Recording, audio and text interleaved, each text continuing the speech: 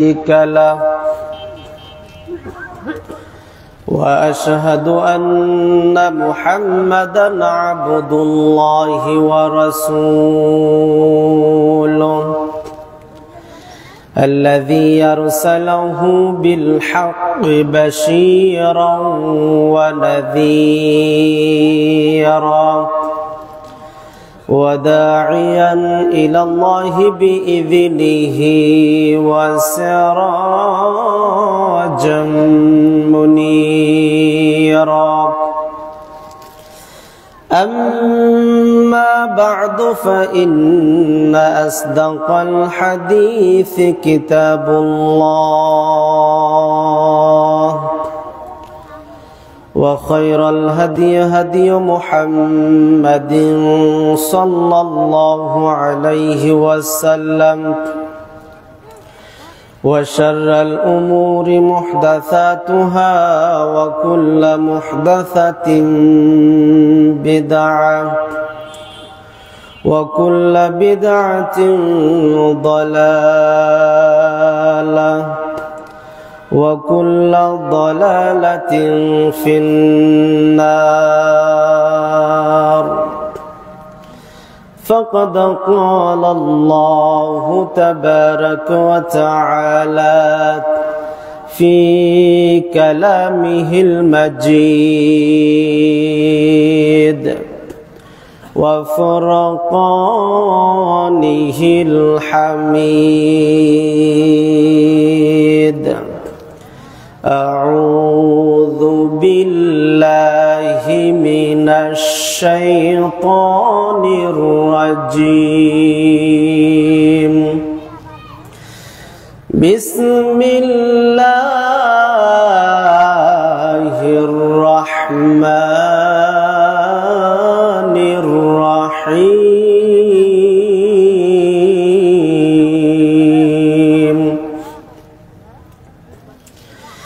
إن الذين آمنوا وعملوا الصالحات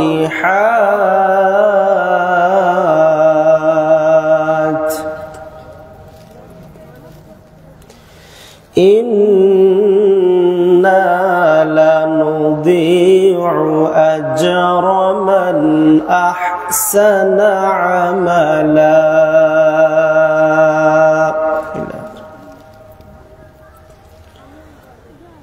عن أبي هريرة رضي الله تعالى عنه قال قال رسول الله صلى الله عليه وسلم يا نساء المسلمات لا تحقرن جارة لجارته لا تحقرن جارة لجارتها ولو فرس نشات. رواه البخاري. মরণ পাখি যেদিন এসে করবে ডাকাডাকি থেমে যাবে জীবন তোমার বন্ধ হবে আখি। মরণ পাখি যেদিন এসে করবে ডাকাডাকি থেমে যাবে জীবন তোমার বন্ধ হবে আখি। দুনিয়াতে আসো তুমি টাকা পয়সা নিয়ে মরার পরে করবে দাফন সাদা কাফন দিয়ে। কথা বলেন ঠিক না বেঠিক? দুনিয়াতে আসো তুমি টাকা পয়সা নিয়ে, মরার পরে করবে দাফন সাদা কাফন দিয়ে। যাইবে তুমি খালি হাতে, যাইবে তুমি খালি হাতে, থাকবে সবে পরে, থেমে যাবে জীবন তোমার, বন্ধ হবে আখি। ওরে মন, থেমে যাবে জীবন তোমার, বন্ধ হবে আখি। আপন ঝুড়ি করো ভারী, সময় যে আর নাই,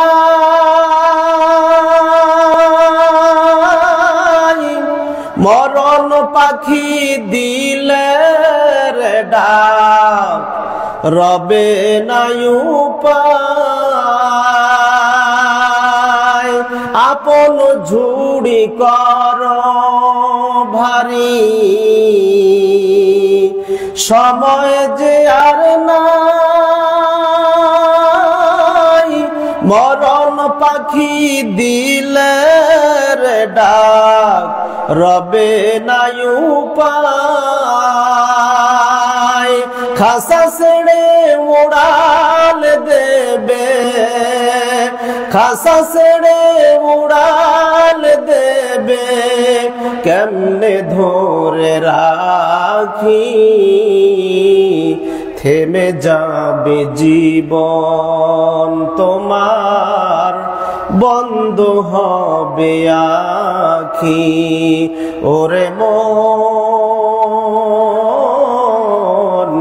থেমে যাবে জীবন তোমার, বন্ধ হবে আখি।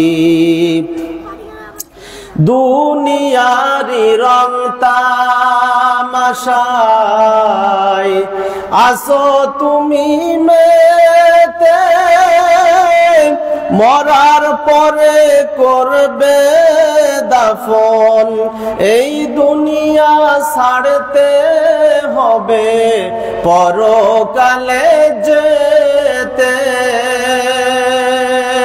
দুনিয়ারি রং তামাশায় আসো তুমি মেতে, এই দুনিয়া ছাড়তে হবে পরকালে যেতে।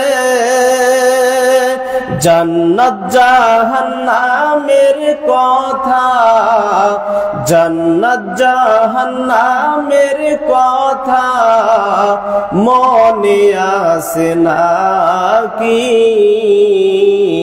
থেমে যাবে জীবন তোমার, বন্ধ হবে আখি। ওরে মন, থেমে যাবে জীবন তোমার, বন্ধ হবে আখি। মরণ পাখি যেদিন এসে করবে ডাকা ডাকি, থেমে যাবে জীবন তোমার, বন্ধ হবে আখি। থেমে যাবে জীবন তোমার, বন্ধ হবে আখি। লিল্লাহে তাকবীর। আলহামদুলিল্লাহ।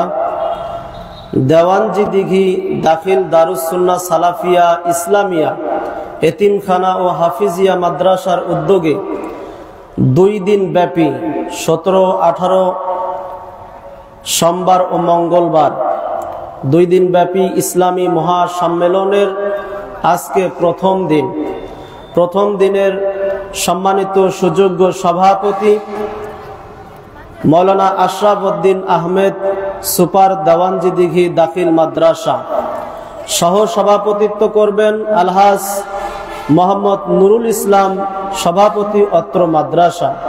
প্রধান অতিথি আলহাজ মোহাম্মদ ইসরাইল আলী, সভাপতি চকপাড়া জামে মসজিদ।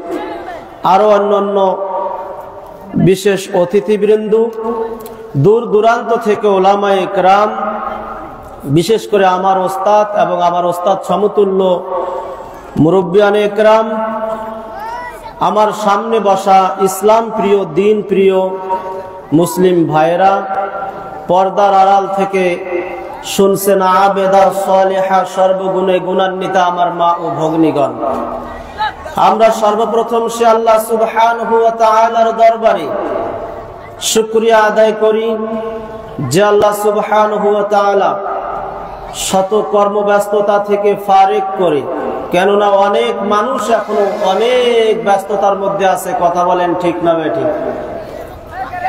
অনেক মানুষ এখনো বিভিন্ন কাজের মধ্যে ব্যস্ত আছে।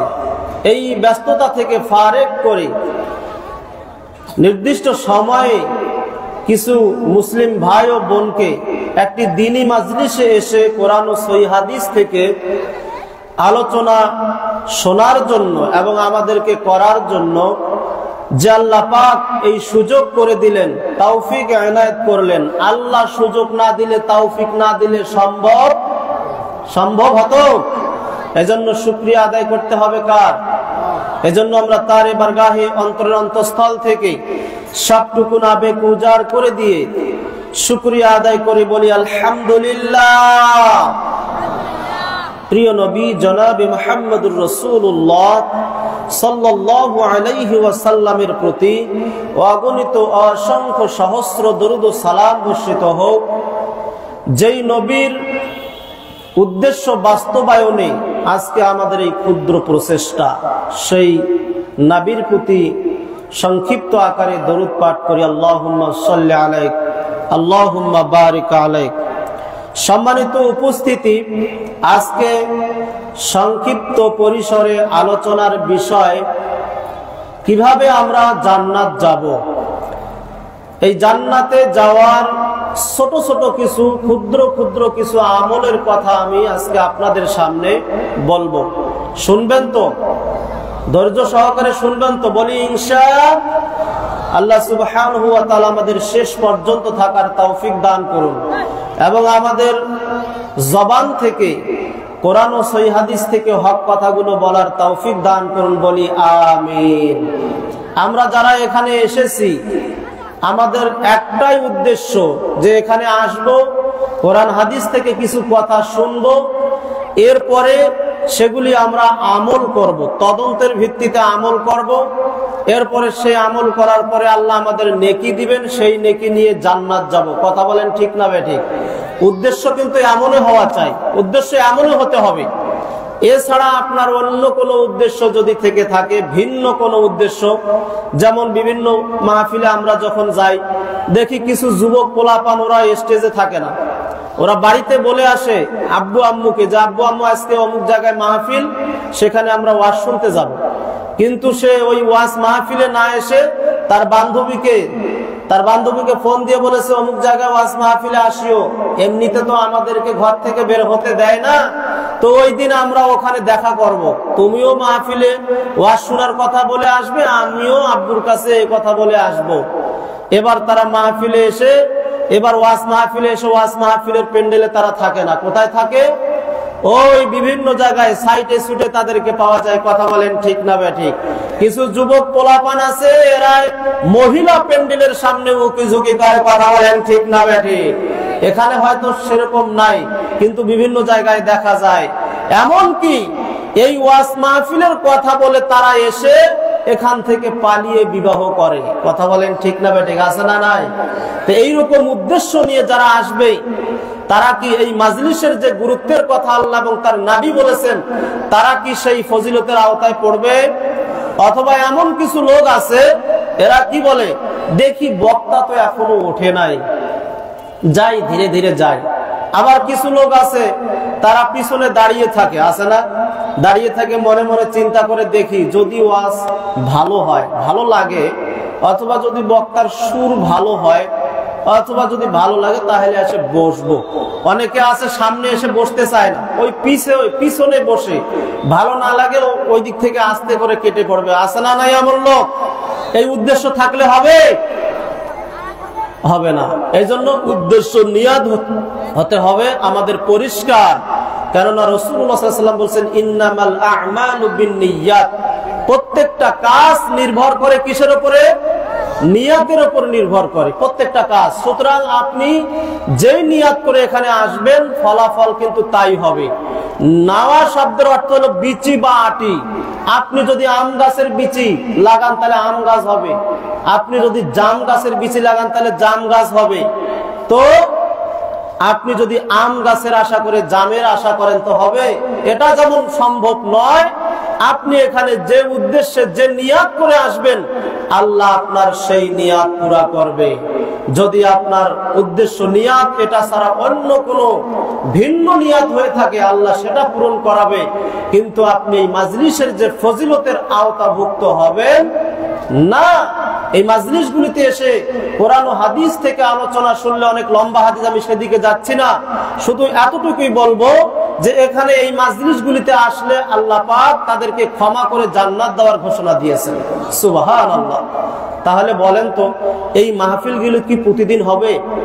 এই মাঠে কি এই মাহফিল, এই মাদ্রাসা প্রতিদিন হবে? প্রতি সপ্তাহে হবে? প্রতি বছরে একবার হতেও পারে, আবার কোনো কারণবশত নাও হতে পারে। আচ্ছা বলেন এবার, তাহলে এই মাহফিল কাল কিয়ামতের ময়দানে আপনার আমার জন্য নাজাতের ওসিলা হতে পারে কি পারে না? যদি আমাদের নিয়াত উদ্দেশ্য ঠিক থাকে তাহলে হতে পারে, কিন্তু আমাদের নিয়াত ঠিক হতে হবে।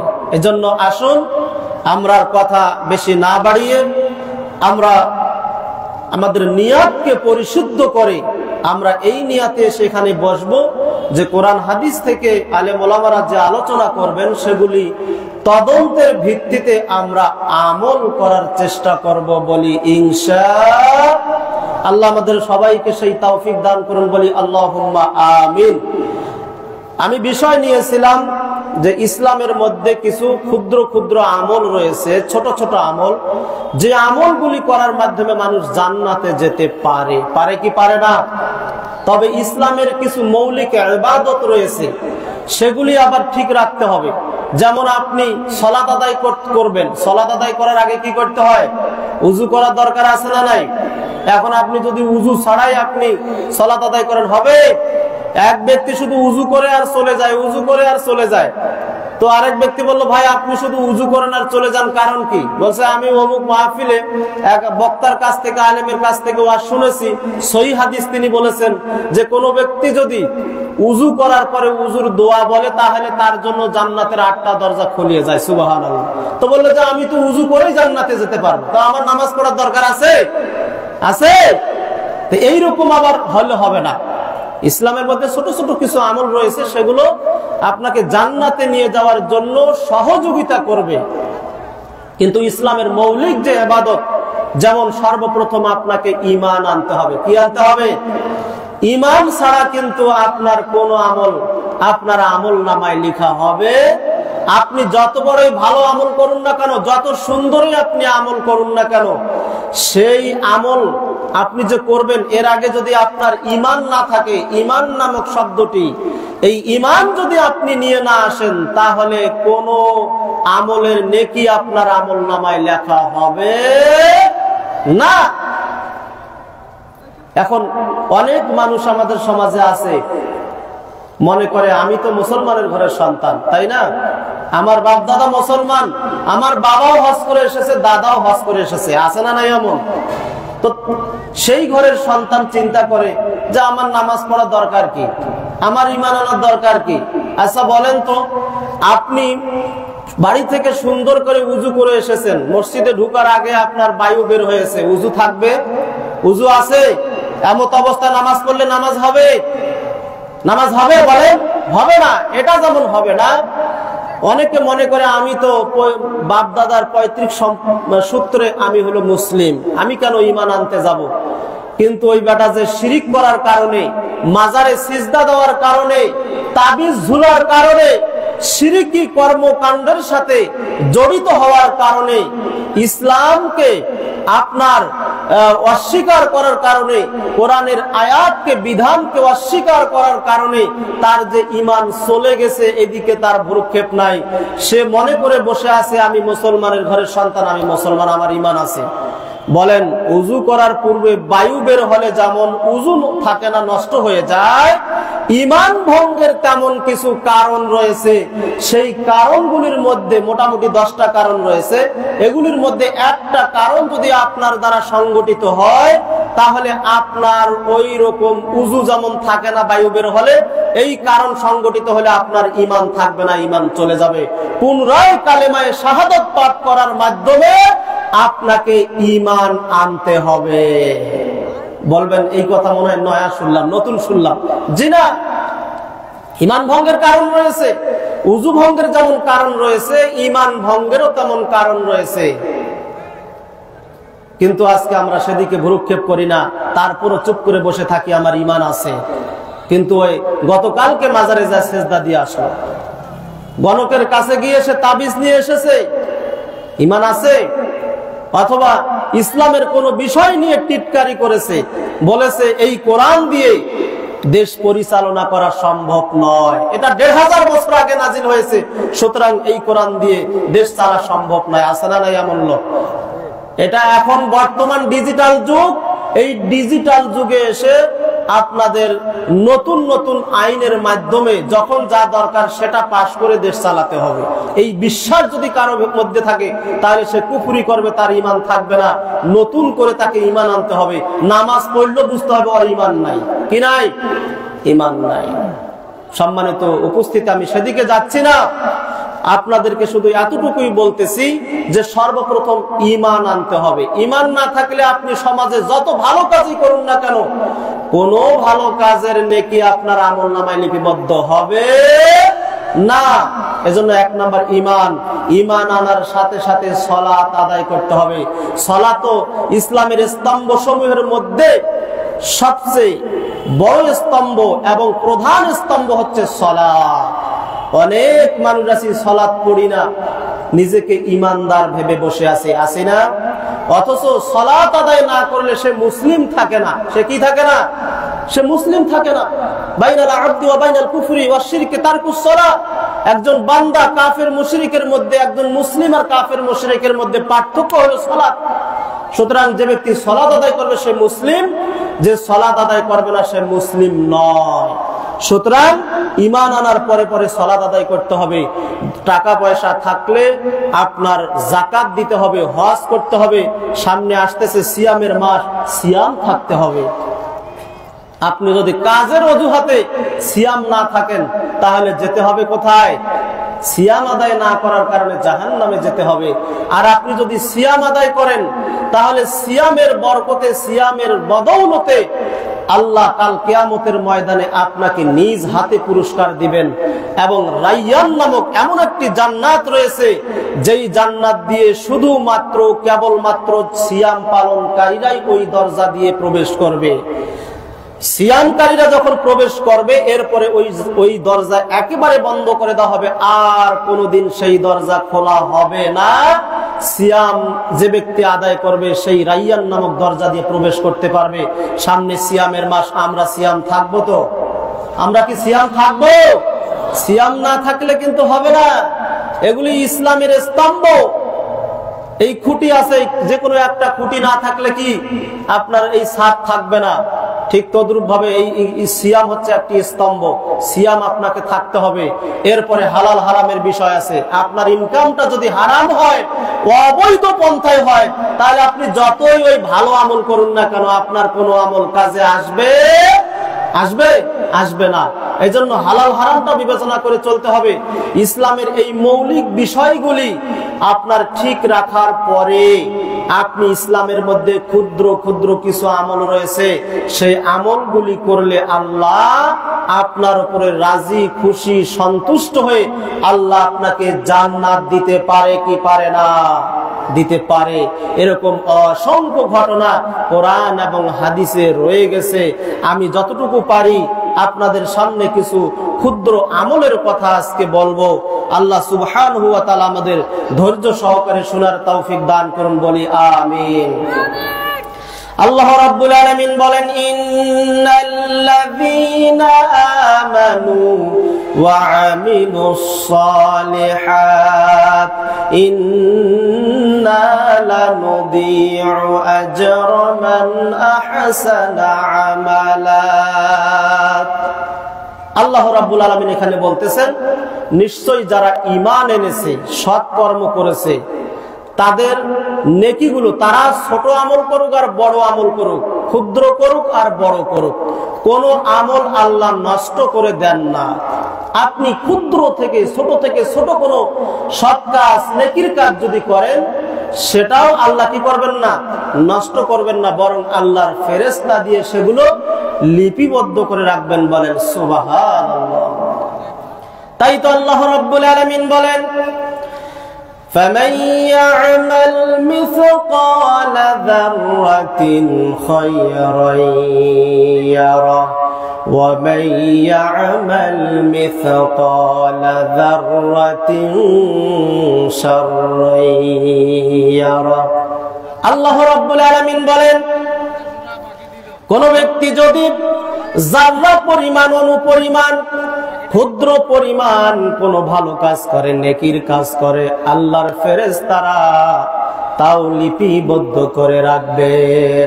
আর যদি কোনো ব্যক্তি যারা পরিমাণ, অনুপরিমাণ, বিন্দু পরিমাণ গুনাহের কাজ করে, খারাপ কাজ করে, আল্লাহর ফেরেশতারা তাও লিপিবদ্ধ করে রাখবেন। এটা আপনি দুনিয়াতে টের পাবেন না, দুনিয়ার জগতে আপনি টের পাবেন না, দেখতে পাবেন না, অনুভব করতে পারবেন না।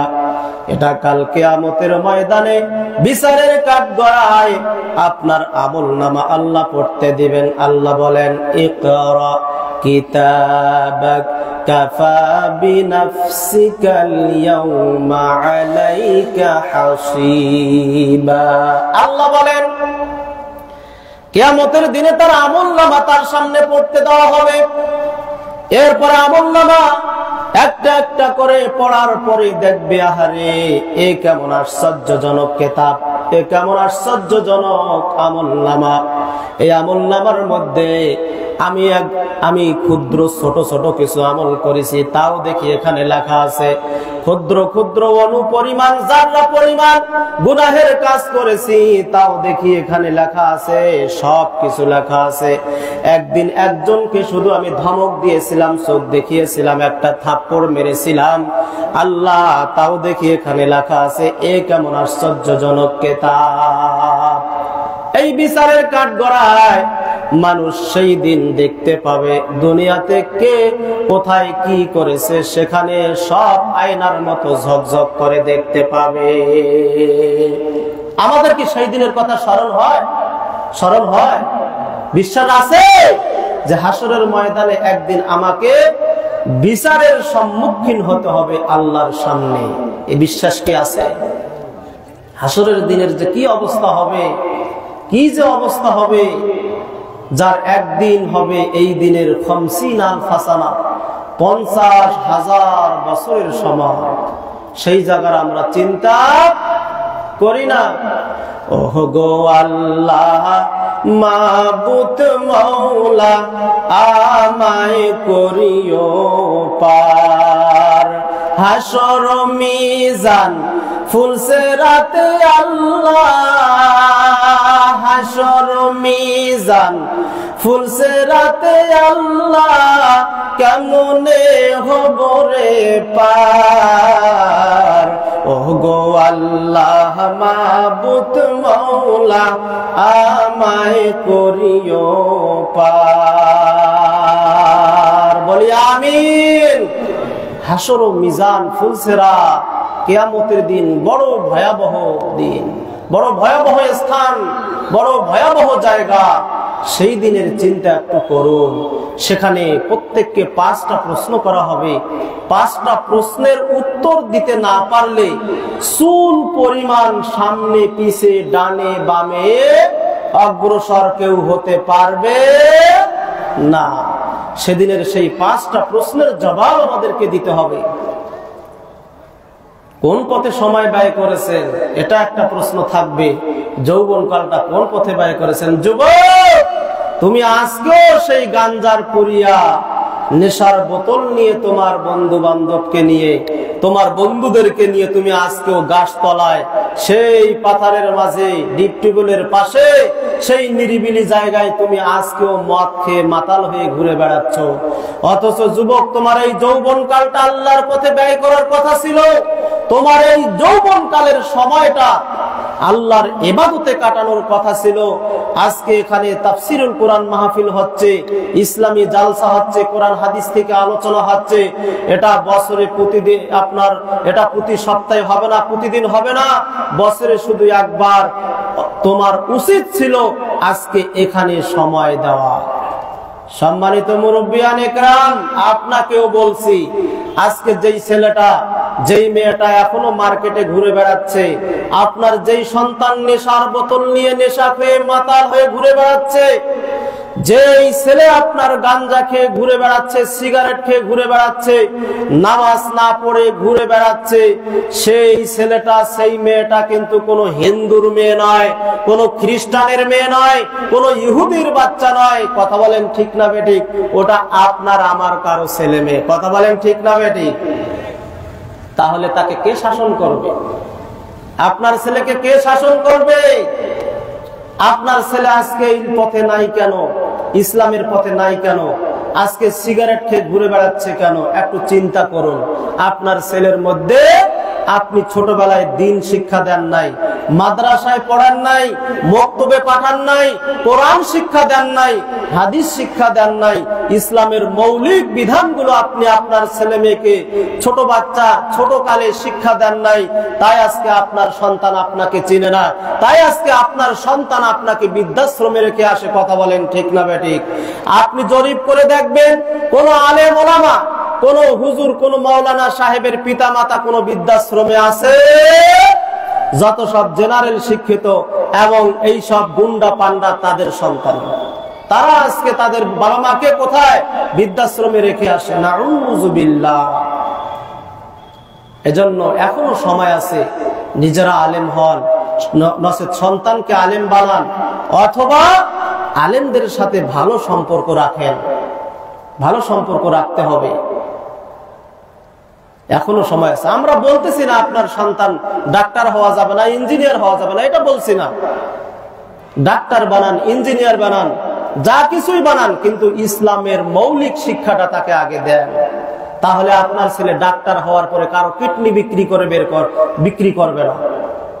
আপনার ছেলে ইঞ্জিনিয়ার হওয়ার পরে ঘুষ খাবে না। আছে না নাই এরকম ঘুষখোর ইঞ্জিনিয়ার? আছে না নাই? এরকম অনেক ডাক্তার আছে, কিডনি বের করে নেয়, অবৈধভাবে বিক্রি করে। আপনার সন্তানের মধ্যে যদি কি থাকে?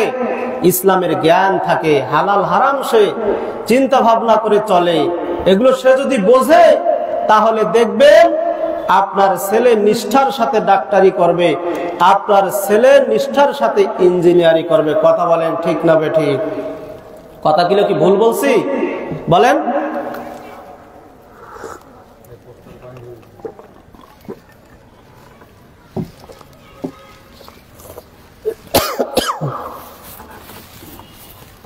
আলহামদুলিল্লাহ। আপনারা কি আমার কথা বুঝতে পারতেছেন? বোঝা যায় কথা? একটু হা না বলবেন, নচেত তো আমি বুঝবো না যে আপনি আমার কথা বুঝতে পারতেছেন নাকি আপনারা। তো আমি বলছিলাম যে আপনার ছেলেকে মাদ্রাসায় প্রাথমিক শিক্ষাটা দেন, এরপরে আপনারা যেখানেই দিবেন দেন, সমস্যা নাই। ডাক্তার বানান, ইঞ্জিনিয়ার বানান। আপনি জরিপ করে দেখেন, ঢাকা বিশ্ববিদ্যালয়, রাজশাহী বিশ্ববিদ্যালয়, বেশি নাম্বার নিয়ে উত্তীর্ণ হচ্ছে, চান্স পাচ্ছে মাদ্রাসার ছাত্ররাই বেশি। বলেন আলহামদুলিল্লাহ। মাদ্রাসায় পড়লে নাকি কি হয়? চাকরি পাওয়া যায় না, এরকম কথা আছে না নাই? ভাই রিজিকের মালিক কে? আপনার নসিবে যদি চাকরি থাকে তো হবেই হবে। কেন? মাদ্রাসায় যারা লেখাপড়া করছে বড় অফিসার নাই, ইঞ্জিনিয়ার নাই, ডাক্তার নাই, বরং ভালো ভালো আছে। এগুলো মানুষের মানে একটা ইসলামের প্রতি বিদ্বেষ, ঘৃণা আছে, সেখান থেকে তারা এই কথাগুলো বলে। ইসলামকে ভালোবাসে না তারা, কোরআনকে ভালোবাসে না, নবীর সুন্নাহকে তারা আসলে ভালোবাসে না। তাদের দুনিয়াটাই হলো মুখ্য উদ্দেশ্য। তারা মনে করছে এই দুনিয়াতে আসছি, খাও দাও, ফুর্তি করো, আনন্দ ফুর্তি করো, রং তামাশা করো, এই দুনিয়াতে আমাদের সব শেষ। কিন্তু আল্লাহ তাই সেই কথাই বলেছেন, তাদের জন্যই দুনিয়ায় সবকিছু, আখেরাতে তাদের জন্য ইল্লান নার, আগুন ছাড়া কিছু নাই। সম্মানিত উপস্থিতি, আলোচনা আমার বেশি দীর্ঘায়িত যেহেতু করব না, আমার মূল আলোচনায় চলে যাই। বলছিলাম আল্লাহ সুবহানাহু ওয়া তাআলা বলছেন, বান্দা ছোট আমল করুক আর বড় আমল করুক, ক্ষুদ্র থেকে ক্ষুদ্র হোক, যে আমলই করুক, আল্লাহ বান্দার সে আমলটিকে নষ্ট করেন না, সেটা লিপিবদ্ধ করে রাখেন। বিশ্বনবী মুহাম্মদুর রাসূলুল্লাহ সাল্লাল্লাহু আলাইহি ওয়াসাল্লাম তিনিও বলেছেন, আমল চাই ছোট থেকে ছোট হোক, ক্ষুদ্র হোক না কেন, সেই আমলকে কখনো তুচ্ছ মনে করা যাবে না। আমল যতই ছোট হোক, লা তাহকিরান্না মিনাল মা'রুফি শাইআ, যদিও আমলটি ছোট হয়, নেকির কাজটি ক্ষুদ্র হয়, তবুও সেটাকে কখনো মানে আপনার তুচ্ছ করা যাবে না। এক বেদুইন লোক বিশ্বনবী মুহাম্মদুর রাসূলুল্লাহ সাল্লাল্লাহু আলাইহি ওয়াসাল্লামের দরবারে এসে বললেন, ইয়া রাসূলুল্লাহ সাল্লাল্লাহু আলাইহি ওয়াসাল্লাম। রাসূলুল্লাহর নাম শুনলে সাল্লাল্লাহু আলাইহি ওয়াসাল্লাম বলতে হয়। কথা বোঝা গেল? বলতে হবে। যেখানে আলহামদুলিল্লাহ, সুবহানাল্লাহ, যেখানে যা বলা লাগে সেখানে নিচ থেকে বলতে হবে। সব বক্তারা বলে বলেন সুবহানাল্লাহ, সময় নষ্ট হয়, আছে না? নিচ থেকে বলতে হবে। বলবেন তো? বলি ইনশাআল্লাহ। আচ্ছা, খেলা যখন দেখেন ওই যে টিভিতে, কোন গোলকিপার তো আপনাদের বলে না যে গোল হলে গোল বলে চিল্লান। তারপরে দেখেন তো যখন বাজারে ওই যে খেলা দেখে, এত জোরে চিৎকার মারে, গোল বলে এত চিৎকার মারে না? আচ্ছা, কোন গোলকিপার কি বলে যে আপনার গোল হইলে বলেন গোল বলেন? বলে? আচ্ছা, বলে না, কিন্তু ওখানে গোল বললে নেকি আছে। কি আছে? নেকি আছে মনে হয় না? নেকি আছে। তারপরে দেখেন সেখানে বলতে হয়, এত জোরে চিৎকার মারে। আরে আর ওয়াজ শুনতে আসলে, কোরআন হাদিসের আলোচনা শুনলে বলতে হয়, বলেন আলহামদুলিল্লাহ, বলেন সুবহানাল্লাহ, বলেন আল্লাহ, এগুলো বলতে হয়, তাই না? অথচ একবার সুবহানাল্লাহ বললে যে কি নেকি, সেদিকে যাচ্ছে না। নেকি আছে, সব আছে, সুবহানাল্লাহ, আলহামদুলিল্লাহ, এগুলো মিজানের পাল্লা ভর্তি করে দেওয়া হয়, ভরপুর করে দেওয়া হয়। সুবহানাল্লাহ। এজন্য ফজিলতের কোনো কথা শুনলে কি বলবেন? নিয়ামতের কোনো কথা শুনলে বলবেন আলহামদুলিল্লাহ। আল্লাহর বরকতের কথা শুনলে কি বলবেন? আল্লাহু আকবার। বলবেন তো? এক বেদুইন লোক বিশ্বনবী মুহাম্মদুর রাসূলুল্লাহ সাল্লাল্লাহু আলাইহি ওয়াসাল্লামের দরবারে এসে বললেন, ইয়া রাসূলুল্লাহ সাল্লাল্লাহু আলাইহি ওয়াসাল্লাম, আপনি আমাদেরকে এমন কিছু নসিহত করুন, উপদেশ দিন, যেই নসিহত, যেই উপদেশ আমাদের আল্লাহ উপকৃত করবেন, এমন কিছু উপদেশ আমাদেরকে দিন। বিশ্বনবী মুহাম্মদুর রাসূলুল্লাহ সাল্লাল্লাহু আলাইহি ওয়াসাল্লাম উপদেশ হিসাবে এবার বলতেছেন, ইত্তাকিল্লাহ আযজা ওয়া জাল্লা, আল্লাহকে ভয় করো, আল্লাহ তাবারাক ওয়া তাআলাকে ভয় করো। কেননা আল্লাহকে ভয় করার মধ্যে ফজিলত আছে না নাই? আল্লাহকে ভয় করে কোন ব্যক্তি জান্নাতে চলে গেছে। আল্লাহর ভয় মারাত্মক জিনিস। আল্লাহকে ভয় করে যদি আপনার অশ্রু থেকে এক ফোঁটা অশ্রু নির্গত করতে পারেন, আল্লাহর নবী বলেন, ওই অশ্রু, ওই দেহটা, ওই চক্ষু কোনদিন জাহান্নামে যাবে না। ওই চক্ষু কোনদিন জাহান্নামে যাবে না। তো চক্ষু না যাওয়া মানে আপনি যাবেন না। আল্লাহকে ভয় করেছিল এক ব্যক্তি, আল্লাহকে ভয় করে বুখারীতে হাদিসটি এসেছে, ঘটনাটা অনেক লম্বা। ওই ব্যক্তি মৃত্যুর সময় তার সন্তানদেরকে ওসিয়ত করে বলেছিল, আমি যখন মারা যাব আমার লাশটাকে তোমরা আগুনে পুড়ে ছাই করে অর্ধেক জমিনে অর্ধেক সাগরে ছিটিয়ে দিবে। লোকটা মৃত্যুর পরে সন্তানেরা তাই করলো। অনেক লম্বা হাদিস, আমি শর্টকাটে বলতেছি। এরপরে সন্তানেরা তাই করলো, ছাই অর্ধেক সমুদ্রে অর্ধেক জমিনে ছিটিয়ে দিল। এবার আল্লাহ সমুদ্রকে অর্ডার দিলেন, জমিনকে অর্ডার দিলেন, ছাই একত্রিত করে দিল। এবার আল্লাহ তাকে জিন্দা করে তাকে জিজ্ঞেস করলেন, তুমি এমন ওসিয়ত, এমন নসিহত, এমন কাজ তুমি কেন করেছো? লোকটি একটাই উত্তর দিয়েছিল, আল্লাহ তোমার ভয়ে। মানে সেই লোকটা দুনিয়াতে এমন কোন পাপ ছাড়ে নাই, এমন খারাপ খারাপ কাজ করেছে, এমন পাপের কাজ করেছে, জঘন্য জঘন্য কাজ করেছে। সে মনে করছিল আল্লাহ যদি আমাকে ধরতে পারে আমার 12টা বাজাইবে, আমার অবস্থা খারাপ করে দিবে। এজন্য সে তার সন্তানদেরকে ওসিয়ত করে বলছিল, বাবারা আমি মারা গেলে আমার লাশটাকে তোমরা ছাই করে জমিনে আর সাগরে ছিটিয়ে দিবে, যাতে আল্লাহ আমাকে ধরতে না পারে। ধরতে পারবে কি পারবে না? সুম্মা ইলাইনা তুরজাউন, আমাদেরকে পুনরায় তার দিকে ফিরে যেতে হবে। কার দিকে? মায়ের গর্ভ থেকে এই দুনিয়ায় এসেছি, আবার এই দুনিয়া থেকে আমরা কবরের জগতে চলে যাব। এবার কবরের জগৎ থেকে যখন ডাক আসবে সবাইকে আমাদের হাসরের ময়দানে আল্লাহর কাছে সেখানে যেতে হবে। এজন্য যাই করেন না কেন আল্লাহর কাছে যেতেই হবে। সে মনে করেছিল আল্লাহ আমাকে ধরতে পারবে না, ধরতে পেরেছে কিনা? তাকে বলেছিল তুমি এমন কাজ করেছে কেন? সেই ব্যক্তি একটাই উত্তর দিয়েছিল, আল্লাহ তোমার ভয়ে। আল্লাহ সেই ব্যক্তিকে ক্ষমা করে জান্নাত দিয়েছেন। কিসের বদলতে? ভয় করেছিল। আর এক যুবক আল্লাহকে ভয় করে তার চাচাতো বোনের সাথে জিনা করা থেকে বিরত ছিল। এইবার সেই যুবক যখন ওই গুহার মধ্যে আটকে পড়া ছিল, আপনারা ঘটনা জানেন, ওই গুহার মধ্য থেকে পাথরটা সরার মতো কোনো ব্যবস্থা নাই।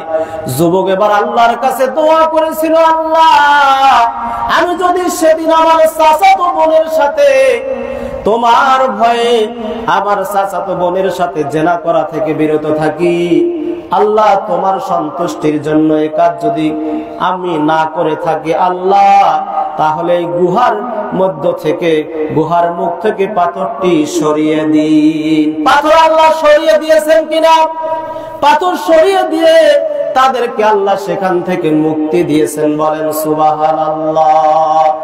আল্লাহকে ভয় করার অনেক গুণাগুণ ফজিলত রয়েছে। আল্লাহ বলেন, ওয়ালিমান খাফা মাকামা রাব্বিহি জান্নাতান, যে ব্যক্তি আল্লাহকে ভয় করবে তার জন্য রয়েছে 2টি জান্নাত। কয়টি? 2টি জান্নাত। ওয়ালিমান খাফা, যে ব্যক্তি ভয় করবে কাকে? আল্লাহকে, তার জন্য রয়েছে জান্নাতানে, 2টি জান্নাত। সুবহানাল্লাহ। আল্লাহকে ভয় করবেন তো? আল্লাহকে ভয় করলে ফায়দা কি, উপকার কি? আল্লাহকে ভয় করলে আযান হলে আপনি নামাজ না পড়ে থাকতে পারবেন না। আল্লাহর ভয় যদি আপনার দিলে থাকে ওজনে কম দিতে পারবেন না। আল্লাহর ভয় যদি আপনার দিলে থাকে আপনি কখনো সুদ ঘুষ জেনা ব্যভিচারের সাথে আপনি জড়িত হতে পারবেন না। আল্লাহর ভয় যদি আপনার দিলে থাকে অন্যের জমি ছোট করে নিজেরটা বাড়ানোর চিন্তা করবেন না। কিন্তু এগুলো হয় কেন? আল্লাহর ভয় দিলে নাই, এই জন্য হয়। আজকে অধিকাংশ মানুষ বেনামাজি, নামাজ না পড়ে ঘুরে বেড়ায় কেন? আল্লাহর ভয় যার দিলে নাই, এই জন্য। তার যদি ভয় থাকতো আমাকে মারা যেতে হবে, কবরে আমাকে দাফন করবে, যেই কবরের সামনে পিছনে ডানে বামে উপরে নিচে মাটি আর মাটি, মাটি ছাড়া কিছু নাই, আমাকে সেই কবরে আল্লাহর ওই কানা ফেরেশতায় এমন শাস্তি দিবে হাতুড়ি দিয়ে, এক বাড়ি মারবে, জমিনের 70 গজ নিচে চলে যাবে। এই ভয় যদি তার থাকতো যে কবরে আমি যদি হালাল হারাম বিবেচনা করে না চলি, নামাজ না পড়ি, তাহলে ওই কবরে কানা ফেরেশতা আমাকে হাতুড়ি দিয়ে বাড়ি দিবে, আগুনের পোশাক পরে দিবে, আগুনের বিছানা করে দিবে, জাহান্নামের সাথে সুরং করে দিবে। এই ভয় যদি তার দিলে থাকতো, এই দুনিয়াতে সে কোনোদিন অন্যায় করত না। করতো? দাড়ি কোনোদিন কাটতো না, ছাড়তো না, কোনোদিন নেশাদার দ্রব্য পান করতো না, গাঞ্জা খেয়ে ঘুরে বেড়াতো না। করতো? কিন্তু এগুলো করে কেন? আল্লাহর কি নাই? আল্লাহর ভয় নাই, কবরের চিন্তা নাই। চিন্তা করে দেখো না কবরে কি যাইবা না। চিন্তা করা দরকার আছে না নাই? আজকে কি আমাদের সেই চিন্তা আছে, সেই কবরে যাওয়ার? অনেকের তো বয়স প্রায় অর্ধেক চলে গেছে কবরে, অনেকে বলে যে এক পাতার কবরে চলে গেছে, এখনো নামাজ ধরে নাই, এখনো বিড়ি সিগারেট খাওয়া ছাড়ে নাই, কতদিন ছাড়বে?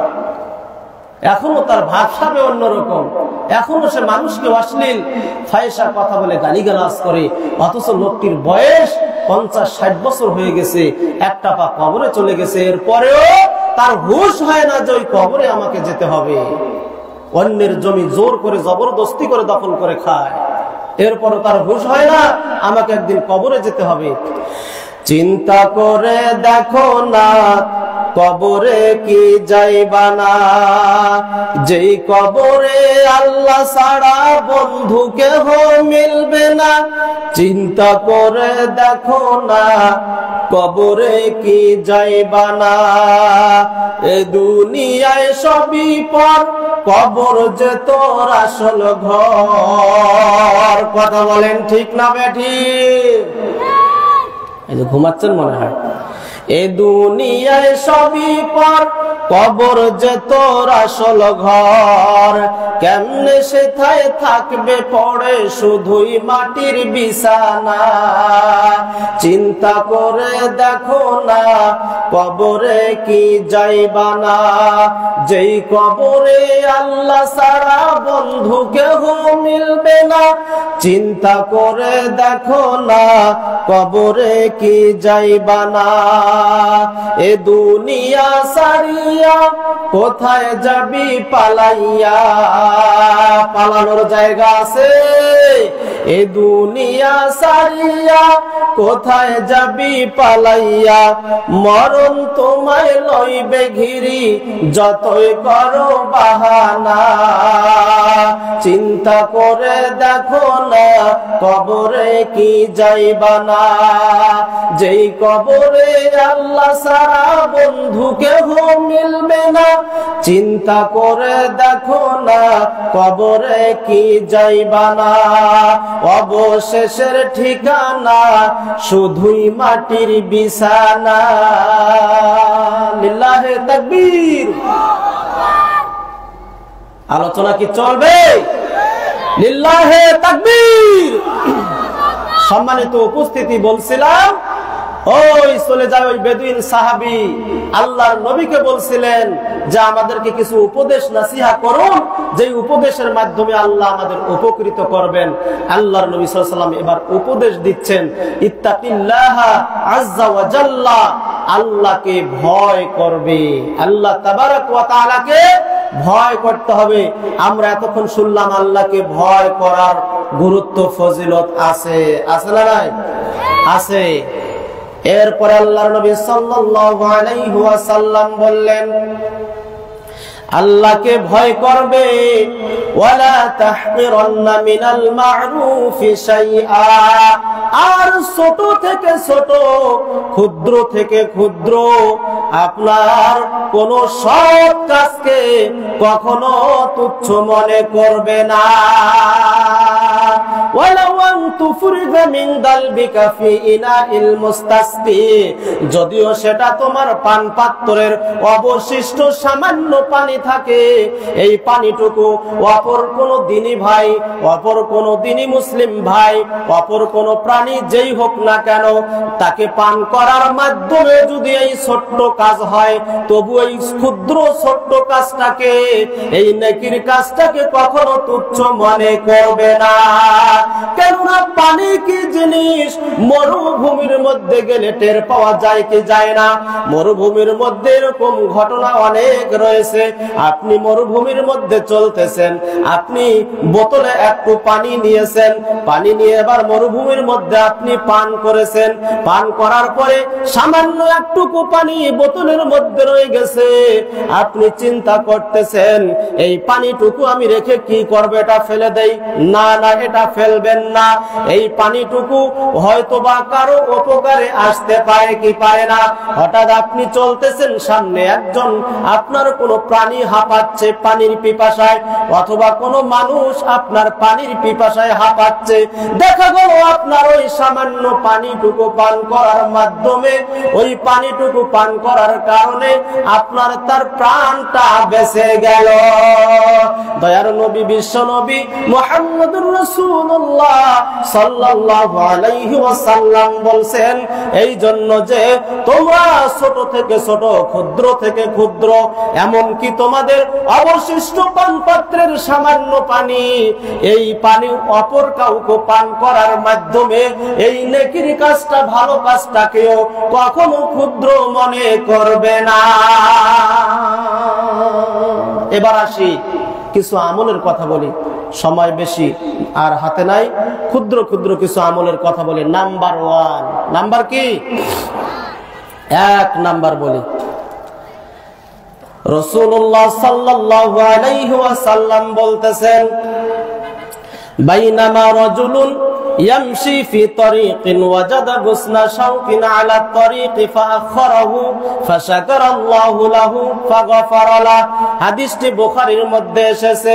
দয়ার নবী বিশ্ব নবী মুহাম্মদুর রাসূলুল্লাহ সাল্লাল্লাহু আলাইহি ওয়াসাল্লাম বলতেছেন, এক ব্যক্তি রাস্তা দিয়ে হাঁটতেছে, রাস্তা দিয়ে চলতেছে, হঠাৎ চলতে চলতে রাস্তার মধ্যে একটি কাঁটা যুক্ত লাকড়ি দেখতে পেল। কি দেখতে পেল? কাঁটা যুক্ত লাকড়ি দেখতে পেল। এইবার সেই ব্যক্তি ওই কাঁটা যুক্ত লাকড়ি, অথবা রাস্তায় একটা ইটের টুকরাও থাকতে পারে, অথবা রাস্তার মধ্যে কোনো একটা গর্ত থাকতে পারে, অথবা রাস্তার মধ্যে গরুর গোবরও থাকতে পারে। এইবার আপনি চিন্তা করতেছেন, এই আপনার গোবরের মধ্যে, এই ইটের মধ্যে, এই কাঁটার মধ্যে যদি কোনো গাড়ি চাকাটা উঠে যায়, পাংচার হওয়ার আশঙ্কা আছে না নাই? ইটের মধ্যে মোটর সাইকেলের সামনের চাকা আপনার স্লিপ খেয়ে অ্যাক্সিডেন্ট হয়ে প্রাণ নাশের আশঙ্কা আছে না নাই? রাস্তার মধ্যে দেখতেছেন মাঝখানে একটা হঠাৎ গর্ত হয়ে গেছে। এবার আপনি চিন্তা করতেছেন সেই গর্তের মধ্যে মোটর সাইকেলের সামনের চাকা আপনার পড়ে গিয়ে অ্যাক্সিডেন্ট হওয়ার সম্ভাবনা আছে না নাই? এবার আপনি চিন্তা করতেছেন, এই খেয়ালগুলো করতেছেন, করার পরে এবার আপনি সাইড থেকে কোনো বালু অথবা গিটি দিয়ে ওই রাস্তার খালটা বন্ধ করে দিলেন, অথবা কলার সোসা পড়ে আছে সেটা আপনি সাইড করে দিলেন, অথবা কাঁটা যুক্ত লাকড়ি দেখলেন সেটা সাইড করে দিলেন, অথবা কোনো ইটের টুকরো একটা দেখলেন সেটা সাইড করে আপনি রেখে দিলেন। দয়ার নবী বলেন, বিশ্ব নবী মুহাম্মদুর রাসূলুল্লাহ সাল্লাল্লাহু আলাইহি ওয়াসাল্লাম বলতেছেন, এমন কাজ যে ব্যক্তি করবে আল্লাহ পাক তার সেই কাজে রাজি খুশি সন্তুষ্ট হয়ে তাকে ক্ষমা করে দিবে। সুবহানাল্লাহ। বাইনামা রাজুলুন ইয়ামশি ফি তারিকিন ওয়াজাদা গুসলা শাওকিন আলা তারিকি, এক ব্যক্তি রাস্তা দিয়ে হাঁটার সময় একটা কাঁটা যুক্ত লাকড়ি দেখতে পেল, পাওয়ার পরে সেই লাকড়িটা সাইড করে সরিয়ে ফেলে দিল। রাসূলুল্লাহ সাল্লাল্লাহু আলাইহি ওয়াসাল্লাম বলছেন, তার এই কাজ দেখে আল্লাহ যখন সে সাইড করে ফেলে দিল, সরিয়ে দিল, ফাশাকারাল্লাহু লাহু, আল্লাহ তার এই কাজে খুশি হয়ে গেলেন। সুবহানাল্লাহ। ফাগফারা লাহু, এবং তাকে ক্ষমা করে দিলেন। সুবহানাল্লাহ।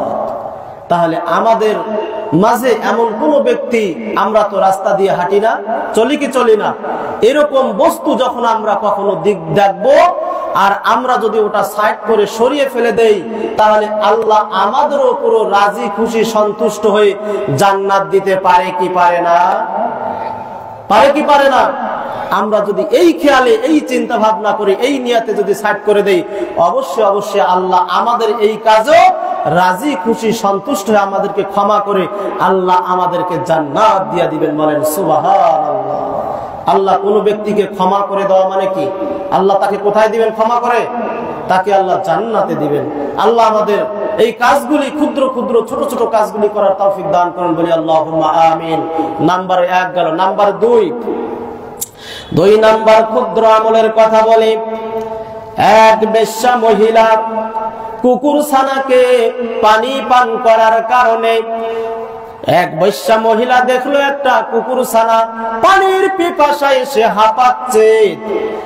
এরপরে সেই মহিলা তার চামড়ার মোজা দিয়ে আপনার কুয়া থেকে পানি তুলে সেই কুকুরকে, সেই কুকুর ছানাকে পানি পান করিয়ে তার তৃষা মিটানোর মাধ্যমে আল্লাহ পাক তার সেই কাজে, সেই মহিলার ওই কাজে রাজি খুশি সন্তুষ্ট হয়ে গেলেন।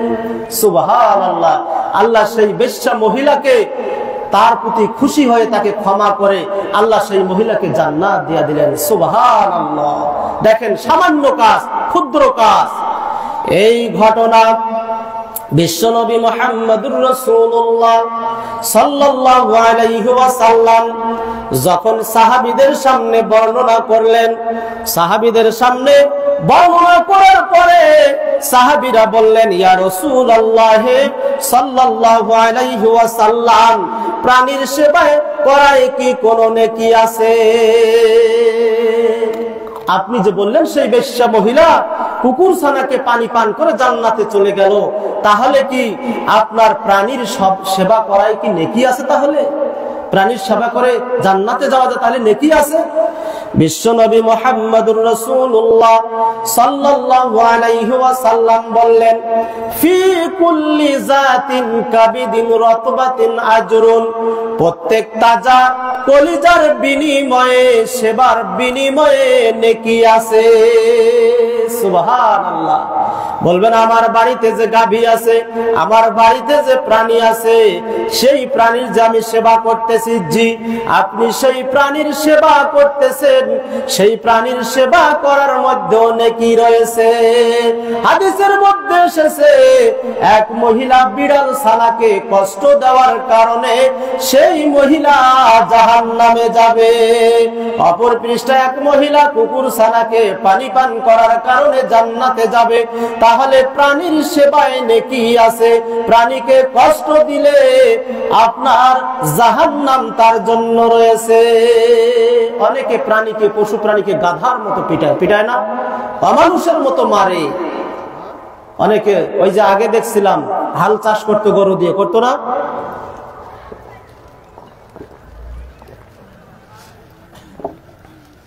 হাল চাষ করতো, আর একটু যদি ধীরে হাঁটতো তাহলে চাবুক দিয়ে সেই পিটান পিটাতো। এখনো করে। এরকম খবরদার এই কাজ করবেন না। এখন সেই হাল বাড়ি থেকে ওই হালুয়া পেন্টি এখন বাড়িতে চলে এসেছে, আসে নাই? অনেকে ওই হালুয়া পেন্টি দিয়ে এখন নিজের বাড়িতে পিটাপিটি করে না? নিজের স্ত্রীকে, ওয়াইফকে গরুর মতো পারে, আসে না? না এরকম স্বামী? খবরদার এগুলো কাজ করবেন না। পিটাবেন, শাসন করবেন, কিন্তু একটা লিমিট থাকবে, মাত্রা থাকবে। অনেকে মারতে মারতে কি করে, জখম করে ফেলে। নসিব খারাপ। এগুলো কাজ কখনো করবেন না। প্রাণীর সেবায় কি আছে? নেকি আছে। অনেকে কলা খায় বাজারে, কলা খাওয়ার পরে কলার সোসাটা, ছালটা ফেলে দেয়, তাই না? আছে না এরকম? এগুলো কাজ কখনো করবেন না। সেই ছালটা আপনি সাথে নিবেন, হাতে নিবেন, নিয়ে গিয়ে রাস্তার সাইডে, অথবা আপনি বাসায় যদি আপনার বকরি থাকে, অথবা আপনার বকরি নাই, কারো বকরি দেখতে পেয়েছেন, আপনি সেই বকরিকে দিয়ে দিলেন খাইতে। সাদগায়ে জারিয়া নেকি আপনার আমল নামে আল্লাহ লিখে দিবেন। হতে পারে এই কাজে আল্লাহ আপনার প্রতি সন্তুষ্ট হয়ে আপনার জীবনের গুনাহ খাতা আল্লাহ মাফ করে আপনাকেও জান্নাত দিতে পারে কি পারে না? আল্লাহর জান্নাতে কি জায়গার অভাব আছে? আল্লাহ আপনার প্রতি কি কোনো রাগ আছে, ক্ষোভ আছে? আপনি আল্লাহর ইবাদত করবেন, আল্লাহ আপনাকে জান্নাত দিবে। কার প্রতি আল্লাহ কিভাবে খুশি হবেন আর সেই খুশি হয়ে আল্লাহ তাকে জান্নাতে দিবেন এটা বলা যাবে? লা তাকনাতু মির রাহমাতিল্লাহ। আল্লাহ বলেন আমার রহমত থেকে নিরাশ হইও না। আল্লাহর দয়া রহমত ছাড়া আপনি ইবাদত করে আমল করে কোনোদিন জান্নাত যেতে পারবেন? দয়ার নবী নিজেই বলেছেন আল্লাহর দয়া ছাড়া আমি নবী মুহাম্মদ সাল্লাল্লাহু আলাইহি ওয়াসাল্লাম জান্নাতে যেতে পারবো। এজন্য আমরা আল্লাহর দয়ার আশায় থাকবো, আল্লাহর রহমতের আশায় থাকবো, আর ভালো ভালো কাজ করব, নেকির কাজ করব তো বলি ইনশাআল্লাহ। 2 নম্বর আমলের কথা বললাম, 3 নম্বর আমলের কথা বলবো। এক ব্যক্তি রাসূলুল্লাহ সাল্লাল্লাহু আলাইহি ওয়াসাল্লামের দরবারে আসলেন। আসার পরে বিশ্বনবী মুহাম্মদুর রাসূলুল্লাহ সাল্লাল্লাহু আলাইহি ওয়াসাল্লাম লোকটিকে দেখে বললেন এই লোকটি জান্নাতি। সুবহানাল্লাহ। দ্বিতীয় দিন লোকটি আসার পরে দ্বিতীয় দিনও বলল লোকটি জান্নাতি। তৃতীয় দিন লোকটি বিশ্বনবীর দরবারে আসলে বিশ্বনবী মুহাম্মদুর রাসূলুল্লাহ সাল্লাল্লাহু আলাইহি ওয়াসাল্লাম বললেন লোকটি জান্নাতি। পাশেই ছিলেন তরুণ সাহাবী আব্দুল্লাহ বিন আমর রাদিয়াল্লাহু তাআলা আনহু, তিনি পাশে বসা ছিলেন। তিনি বললেন, তিনি এবার চিন্তা ভাবনা করতে লাগলেন এই লোকটি কি এমন আমল করে, এই ব্যক্তি কি এমন বিশেষ আমল করে যে আমল করার কারণে আল্লাহর নবী তাকে 3 দিন জান্নাতি ঘোষণা করলেন। সুবহানাল্লাহ। শোনা দরকার আছে না নাই? আমরা কি জান্নাত চাই? শুধু জান্নাত আমার কাম্য, একটি জান্নাত আমার কাম্য। জান্নাত যাওয়ার আশা আছে? কার কার আশা আছে একটু হাত তুলে দেখায়। লিল্লাহি তাকবীর। আল্লাহ আমাদের জান্নাতবাসী করুন, বলি আমিন। জান্নাতের পথে চলার তৌফিক দান করুন, বলি আমিন। জান্নাতি আমল করার তৌফিক দান করুন, বলি আমিন। এবার তরুণ সাহাবী আব্দুল্লাহ বিন আমর রাদিয়াল্লাহু তাআলা আনহু এবার সেই ব্যক্তির পিছু পিছু চলতে লাগলেন, হাঁটতে লাগলেন।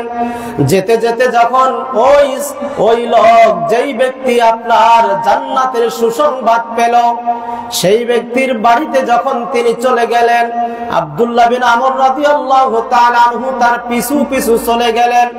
এবার বাড়িতে গিয়ে বললেন, দরজার সামনে গিয়ে বললেন, ও ভাই আমি আপনার বাড়িতে 3 দিন থাকতে চাই। কয়দিন? 3 দিন। হাদিস আছে 3 দিন পর্যন্ত থাকবে। আপনি জিজ্ঞেস করতে পারবেন না কেন এসেছেন, কোথা থেকে আসছেন। আর আপনার ছেলে যদি গ্রাম থেকে ঢাকা শহরে যায়, দিনাজপুর শহরে আসে, তখন আপনি কি বলেন? বাসায় নাই ঢুকতে হঠাৎ কি ব্যাপার, তুমি কেন আসলে? হ্যাঁ, তুমি কেন আসলে? তো তুমি আসবে তো ফোন দিবা না একটা? বলে কি বলে না? গ্রাম থেকে যদি কোনো ভাতিজারা আসে, কোনো ভাগিনা আসে, হ্যাঁ আপনার পাড়া প্রতিবেশী কেউ যদি আসে আপনার বাসায়, তাহলে আপনি হঠাৎ জিজ্ঞেস করেন বাসার ঢোকার আগেই যে কেন আসলে, কোথা থেকে আসলে, কি দরকারে আসলে, এমন কথা বলে। কিন্তু আসলে এমন কথা বলা যাবে না। কয়দিন? 3 দিন এমন কথা বলা যাবে না। 3 দিন পর্যন্ত তাকে থাকতে দিতে হবে। আব্দুল্লাহ বিন আমর রাদিয়াল্লাহু তাআলা আনহু 3 দিন তার বাড়িতে থাকার জন্য অনুমতি চাইলেন। এবার তাকে অনুমতি দেওয়া হলো। 3 দিন থাকার পরে তার চলাফেরা উঠা বসা লক্ষ্য করলেন। এবার লক্ষ্য করার পরে তাকে বললেন, ভাই আপনার এমন কোন আমল আমি দেখলাম না, এমন বিশেষ কোন আমল দেখলাম না যেই আমল করার কারণে বিশ্বনবী মুহাম্মদ মুহাম্মদুর রাসূলুল্লাহ সাল্লাল্লাহু আলাইহি ওয়াসাল্লাম আপনাকে জান্নাতি বলে ঘোষণা করেছেন।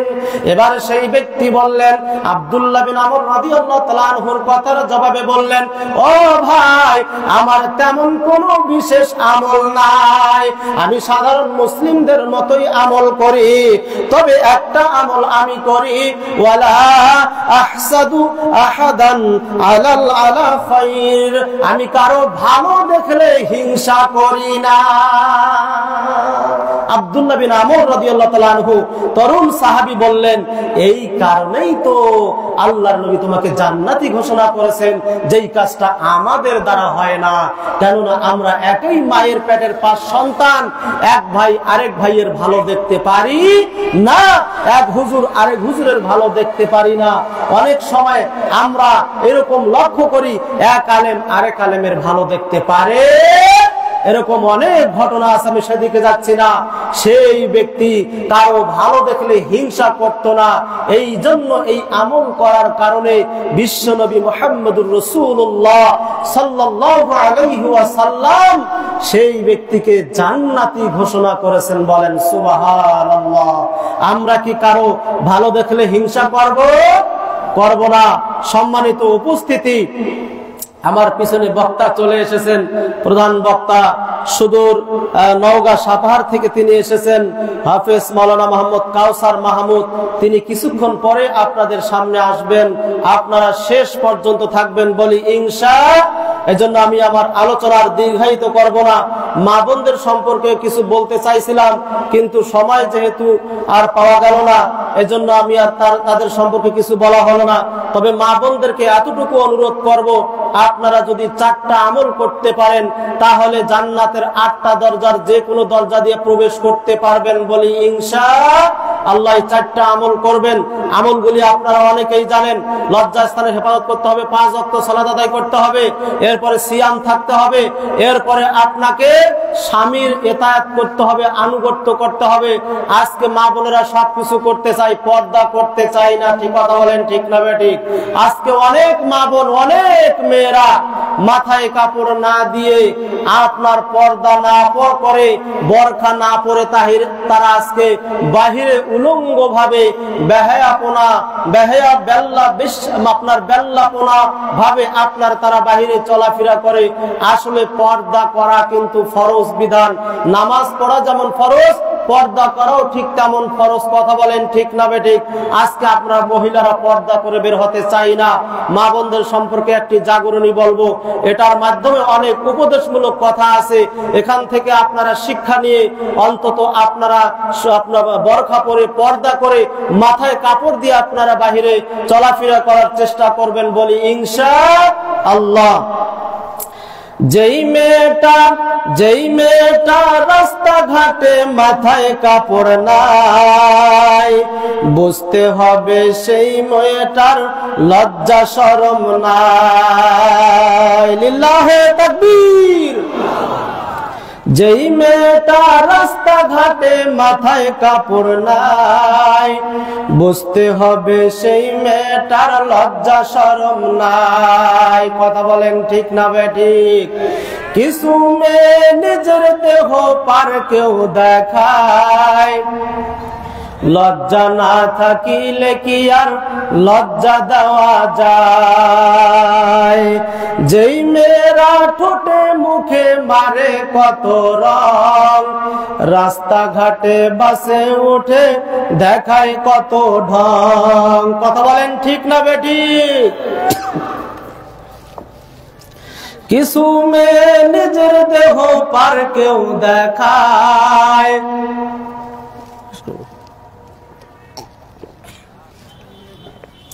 লজ্জা না থাকিলে কি আর লজ্জা দেওয়া যায়? যেই মেয়েরা সিপা চাপা পায়জামা বানায়, বুঝতে হবে সেই মেয়েটার লজ্জা শরম নাই। কিছু মেয়ে নিজের দেহ পার্কেও দেখায়, লজ্জা না থাকিলে কি আর লজ্জা দেওয়া যায়? যেই মেয়েটার পোশাক হইছে পাখি কিরণ মালা, মরার পরে বুঝবে মেয়ে মালার কি যে জ্বালা। সেদিন শুধু কাঁদবে বসে বলবে রে হায় হায়, লজ্জা না থাকিলে কি আর লজ্জা দেওয়া যায়। লিল্লাহে তাকবীর। এই বলে আমি আমার সংক্ষিপ্ত আলোচনা এখানে শেষ করলাম। ওয়া আখিরু দাওয়ানা আনিল হামদুলিল্লাহি রাব্বিল আলামিন। ওয়াসসালামু আলাইকুম ওয়া রাহমাতুল্লাহি ওয়া বারাকাতুহু।